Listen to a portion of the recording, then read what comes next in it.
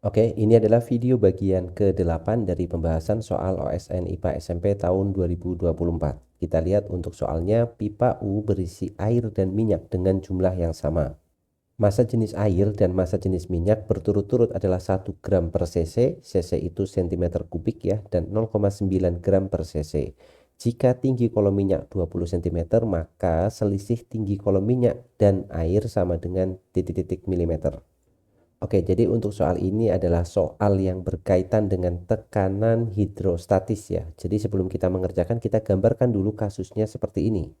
Oke, sekarang kita sudah punya gambarnya ya. Untuk yang gambar yang sebelah kiri di sini, ini adalah kondisi kalau kita memiliki pipa U dan semuanya diisi dengan air. Oke, jadi yang warnanya biru ini adalah warna untuk air ya. Kemudian jika pipa U ini diisi dengan air, maka tentu saja permukaan airnya akan rata antara kanan dan kiri atau sama ya. Kemudian untuk yang kanan kita sesuaikan dengan soal. Jadi misalkan yang kita beri minyak adalah kolom atau pipa yang sebelah kiri.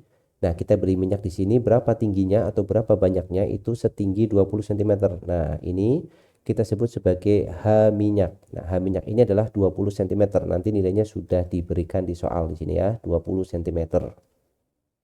Kemudian karena dia diberi minyak, maka tentu saja air yang sebelah kiri akan turun ya. Kita lihat permukaannya dia turun dan tentu saja yang sebelah kanan akan naik. Nah, yang jadi pertanyaan soal adalah berapakah selisih tinggi kolom minyak air dan tinggi kolom minyak dan air. Maka selisihnya berapa? Yang ditanyakan itu ini ya. Kalau ini kita tarik garis, kemudian kita tarik garis juga di sini. Nah, sampai sini aja kita tarik. Maka yang ditanyakan oleh soal adalah delta H ini. Jadi kita simbolkan sebagai delta H ya. Nah, di sini adalah delta H. Ini berapa tuh nilai dari perbedaan atau selisih tinggi kolom minyak dan air. Nah, untuk mengerjakan soal ini seperti biasa untuk pipa U kita ambil permukaan yang rata. Misalkan kita beri garis ya bagian permukaan perbatasan antara minyak dan air ini, kita berikan garis di sini. Kemudian kita berikan simbol, misalkan pada posisi yang sebelah kiri adalah titik A dan posisi yang sebelah kanan adalah titik B. Maka berdasarkan hukum hidrostatis, kita tahu bahwa tekanan hidrostatis di posisi A itu harus sama dengan tekanan hidrostatis di posisi B. Kita lihat di posisi A itu yang menekan adalah minyak ya, dan kita tahu bahwa rumus atau persamaan dari tekanan hidrostatis itu sama dengan massa jenis atau rho dikalikan G dikalikan H ya.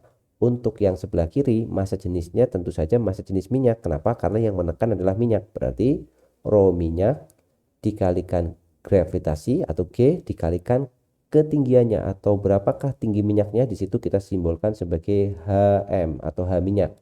Sama dengan untuk yang ruas kanan berarti sama persamaannya rho, tetapi rho-nya adalah rho air karena titik B di sini yang menekan di atasnya ini adalah air ya. Dikalikan gravitasi dikalikan berapa ketinggiannya? Ketinggiannya adalah ini yaitu H air. Kita simbolkan sebagai HA ya, seperti itu. Kita tulis HA di sini, maka G dikalikan HA. Kedua ruas memiliki G, maka G-nya boleh dicoret ya, atau kita bagi semua dengan G. Masukkan angkanya, rho minyak itu adalah 0,9 dikalikan H minyaknya sudah diketahui di soal yaitu 20 cm sama dengan rho airnya itu 1 gram per centimeter kubik ya, dikalikan dengan HA. HA kali 1 tentu saja HA 0,9 kali 20 adalah 18. Berarti nilai HA-nya itu sama dengan 18, satuannya cm ya, sama dengan satuan HM di sini. Nah, di sini kita dapatkan nilai ketinggian air, tetapi bukan ini yang ditanyakan oleh soal. Yang ditanyakan oleh soal itu adalah selisihnya. Kita tahu bahwa HM di sini 20 ya. HM-nya itu nilainya 20, sedangkan HA-nya di sini 18. Maka delta H-nya dengan mudah kita dapatkan. Berarti delta H itu sama dengan 20 dikurang 18 sama dengan 2 cm. Di soal satuan yang diminta dalam milimeter, maka kita tinggal mengubah dari cm menjadi milimeter dikali 10 ya. Jadi sama dengan 20 milimeter. Nah, kita sudah dapat jawaban untuk soal yang pertama dan jawabannya adalah yang C, seperti itu. Oke, kita lanjutkan soal berikutnya. Sebuah sumber bunyi merambatkan energi ke segala arah dalam bentuk gelombang longitudinal ya. Betul ya. Jadi bunyi itu termasuk gelombang longitudinal, yaitu gelombang yang arah rambatannya sejajar dengan arah getarnya. Kemudian bunyi itu merambat kemana? Dia akan merambat ke segala arah. Kemudian kita diminta untuk mencari pernyataan yang benar. Kita lihat untuk jawaban yang pertama. Daerah pancaran gelombangnya berbentuk bola, dan ini adalah jawaban yang betul ya. Kenapa bisa berbentuk bola? Coba perhatikan. Misalkan di sini kita memiliki sumber bunyi ya. Jadi misalkan kita gambarkan ini ada speaker dan dia mengeluarkan bunyi. Maka bunyi ini akan menyebar ke segala arah, ke kanan, kemudian ke kiri, kemudian ke atas, kemudian ke bawah, kemudian ke depan, ke belakang, dan seterusnya. Maka karena dia menyebarnya ke segala arah ya, maka kita bisa gambarkan dia sebagai bola seperti ini. Kita gambarkan visualisasinya seperti ini ya. Jadi sumber bunyinya tadi ada di tengah di sini. Ini adalah sumber bunyinya. Dia akan menyebar kemana? Ke segala arah. Jadi ada yang ke belakang sana, kemudian ada yang ke atas, kemudian ada yang ke depan sini, kemudian ada yang ke kanan, ada yang ke bawah, dan seterusnya ya. Maka karena dia menyebarnya ke segala arah seperti ini, tentu saja daerahnya berbentuk bola ya. Jadi bukan berbentuk lingkaran tetapi berbentuk bola. Artinya untuk pernyataan yang pertama itu benar. Kita lihat ya, pernyataan pertamanya sudah betul ya. Jadi yang nomor 1 benar. Sekarang yang nomor 2. Jika jaraknya dijadikan 4 kali, maka intensitasnya menjadi setengah kali. Nah, di sini kita perlu tahu rumus atau persamaan untuk intensitas bunyi ya. Jadi intensitas bunyi itu memiliki persamaan seperti ini. Intensitas itu sama dengan daya dibagi dengan luas A. Nah, di sini luasnya sesuai dengan yang tadi. Luasnya adalah luas lingkaran, luas bola maksudnya ya. Jadi ini adalah luas permukaan bola. Atau kita tulis saja sebagai luas bola. Apa rumus dari luas bola itu? Sama dengan 4 pi jari-jari kuadrat ya. Jari-jari di sini nanti menandakan jarak. Jadi misalkan sumber bunyinya ada di sini, maka pendengarnya misalkan ada di posisi ini, inilah jari-jarinya atau jaraknya, R-nya. Artinya kita bisa ganti persamaannya menjadi P dibagi dengan 4 pi R kuadrat. Nah, dari sini kita bisa tahu hubungan antara intensitas dengan jarak dengan R kuadrat. Dan kita tahu bahwa, lihat persamaannya, intensitas itu nilainya sebanding dengan 1 per R kuadrat ya, karena R-nya ada di bawah. Atau bisa kita katakan bahwa intensitas berbanding terbalik dengan kuadrat jari-jari atau kuadrat jaraknya. Nah, jadi kita dapat hubungan bahwa intensitas bunyi itu nilainya berbanding terbalik dengan kuadrat jarak ya. Maka kalau kita bandingkan, kita akan dapat persamaan seperti ini. Misalkan kita punya I1 berbanding I2, itu akan sama dengan 1 per R1 kuadrat berbanding atau per 1 per R2 kuadrat ya. Ingat, kalau pembagian seperti ini bisa kita balik, 1 per R1 kuadrat dikali R2 kuadrat dibagi dengan 1. Atau I1 banding I2 itu nilainya sama dengan R2 nya sekarang jadi di atas, R2 kuadrat dibagi dengan R1 kuadrat. Nah, kita akan menggunakan persamaan ini untuk menjawab kasus yang nomor 2 ya.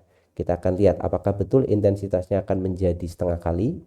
Kita hitung di sini, jaraknya menjadi 4 kali. Jadi misalkan R1-nya adalah R, R2-nya adalah 4 kali R. Maka kalau kita tulis, kita tulis di sini, I1 banding I2 sama dengan R2-nya menjadi 4 kali awal, berarti 4R dikuadratkan dibagi dengan R kuadrat.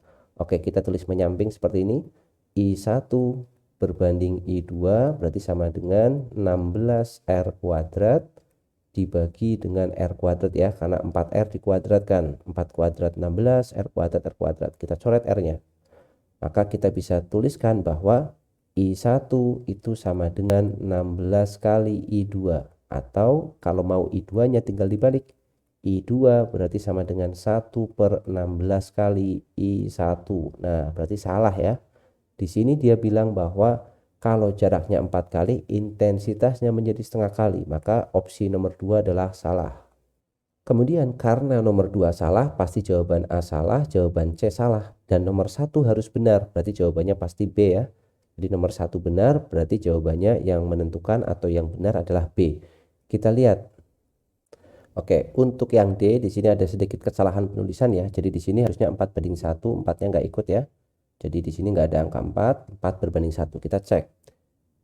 Perbandingan intensitas bunyi pada jarak 1 dan 2 meter terhadap sumber bunyi. Nah, kita bandingkan lagi 1 dan 2 meter. Berarti I1 banding I2 sama dengan R2-nya adalah yang 2 meter berbanding R1-nya 1 meter. Berarti 1 kuadrat. Maka sama dengan jelas ya, jawabannya 4 banding 1 ya.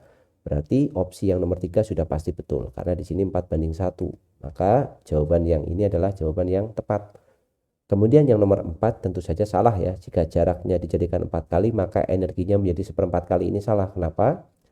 Energi itu sebanding dengan intensitas ya. Jadi dia sebanding dengan intensitas. Atau di situ sebanding dengan daya, itu juga boleh. Artinya kalau semakin jauh dijadikan 4 kali, energinya berkurang menjadi 1/16 kali seperti yang ada di opsi yang 2 tadi. Maka yang nomor 4 juga salah ya. Maka jawabannya pasti 1 dan 3. Oke, jadi seperti itu untuk penjelasan soal kali ini.